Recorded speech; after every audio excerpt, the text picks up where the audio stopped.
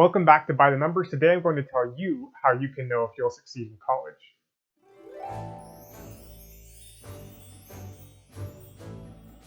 So there are a lot of metrics for success in college, but for By the Numbers, what I'm going to be talking about, I'm going to be talking about concrete evidence of success in college.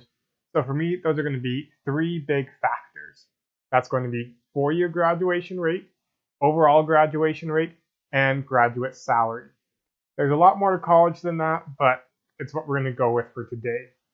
If you don't remember the statistics crash course I've given in some of my other videos, definitely watch those ones first about average public university statistics, average private university statistics, the difference between the two, and if school rank even matters. In each of these videos, I give you a little teaser, but today we're going to be doing similar statistical analysis talking about correlation coefficients, and therefore we can see what the strongest correlation between other factors and our success factors for your graduation rate, overall graduation rate, and graduate salary are. I want to go through the top three factors of college student success according to these metrics. The first one is SAT score. The SAT had a 0.73 correlation with four-year graduation rate, a 0.84 correlation with overall graduation rate, and a 0.73 correlation with salary. So relatively strong. Not definitive. Remember, correlation is not causation, but one of the strongest correlations of all the data that I've collected. The second factor is ACT score. Similar to SAT score, it was a 0.73 with four-year graduation rate, a 0.82 correlation with overall graduation rate, and a 0.72 correlation with salary. The last one I want to go over is GPA, which GPA had a correlation with overall graduation rate of 0.81. It didn't correlate with four-year graduation rate or salary, and that's going to be important for what we talk about later in this video, so stick around for that. Now, there are two lessons I want you to take out of this. And the first thing is, because I know these seem obvious, but school is still school. A lot of people think, oh, well, admissions is all holistic now, and they got to look at the clubs you're in, and how many instruments you play, and what language you learned when you were 7, and all these sorts of things that people are trying to do to make their applications look better. And maybe it helps you get into school, but what actually determines how likely you are to graduate? The correlations say how good you were at getting good grades in high school. Now, I don't mean to burst anybody's bubble. You are special, you do have talents, and these talents can be valued and developed even in your major, not just in your extracurriculars. But in school, there's still going to be tests, there's still going to be essays, there's still going to be homework, and now you're having to do it all on your own. You've got to choose if you go to class or not. You've got to make sure you know when things are due. You've got to make sure you get them done on time.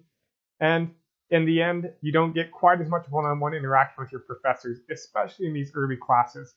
So college is kind of just like high school on steroids. They always tell you it's about ideas and philosophies and learning and growing, but it's also just school. The second thing, and this is what I want you to hang on to, is that third statistic may be the most important one, that GPA correlated with overall graduation rate.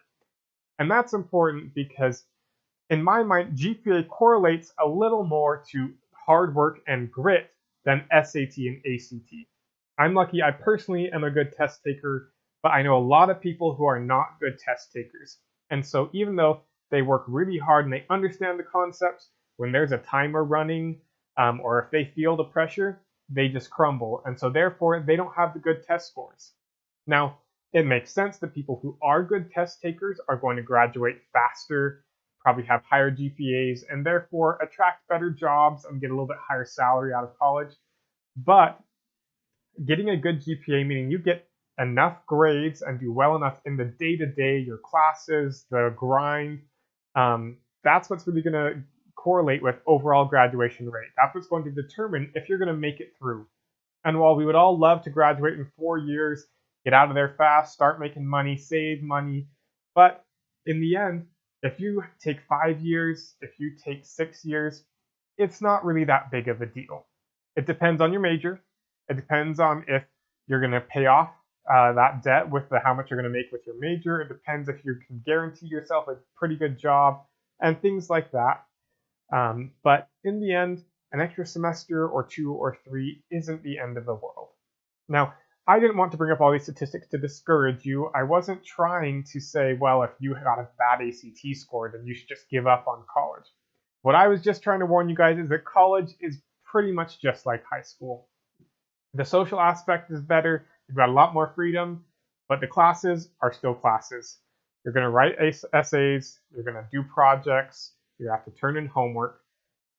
People tell you everything's going to change in college, but only 80% of things are going to change in college. So take the chance to get better at what you struggle with, identify what you struggle with, and shoot for those goals so that you can graduate despite what the numbers might say. Thanks for watching this episode of By the Numbers. We'll see you next time.